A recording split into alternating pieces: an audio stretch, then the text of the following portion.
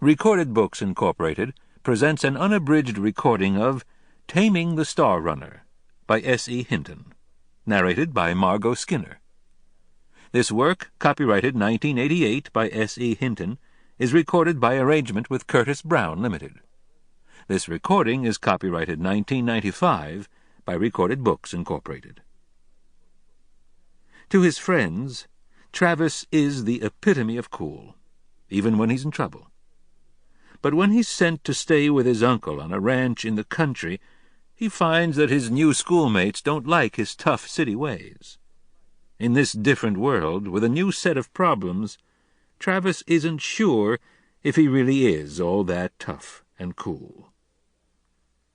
And now, Taming the Star Runner. Chapter 1. His boot felt empty without his knife in it. It didn't matter that he had never had to use it. Sure, he'd pulled it a couple of times to show off, but the times he could have really used it, he'd forgotten about it and used his fists as usual. He was used to feeling it there, next to his leg. What a security blanket. But even if the juvenile authorities hadn't taken it, it wouldn't have made it through the airport scanner. I could have packed it, though, he thought.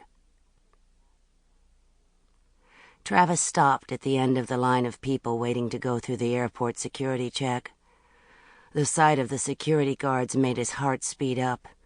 It was already pounding out a rhythm a rock group could have used. He tucked the cardboard carton he was carrying under one arm and wiped the sweat off his face. "No jokes," he said. Joe and Kirk looked at him blankly. They had been treating him funny since he got out of juvenile hall.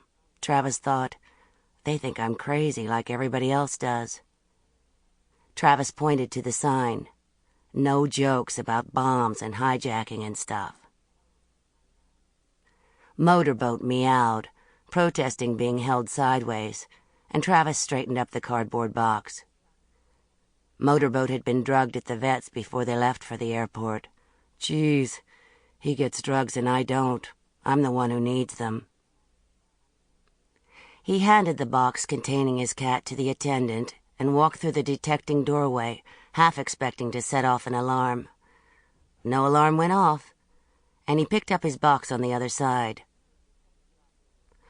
Kirk, who had been to the airport before, didn't think it was any big deal to get scanned, but Joe was almost as nervous as Travis, and had to bite his tongue to keep from cracking a joke.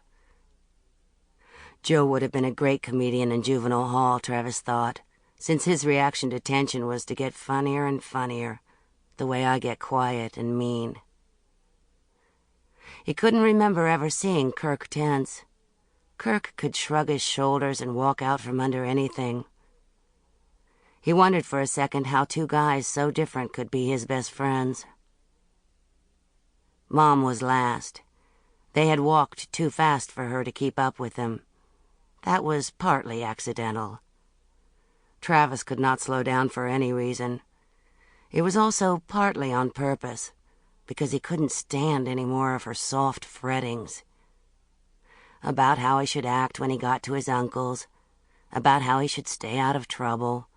I could stay out of trouble all right if it just didn't come looking for me. This last business sure wasn't my damn fault. If it wasn't a mistake taking Motorboat with him, like Travis should leave him here for Stan to kick around. If he had packed the right clothes. That last almost drove him to punch his fist through the wall. He had done that once before. No bones were broken. The right goddamn clothes. Sometimes he thought she was going to drive him crazy. He couldn't believe the stuff she had packed. New stuff. Slacks, for God's sake.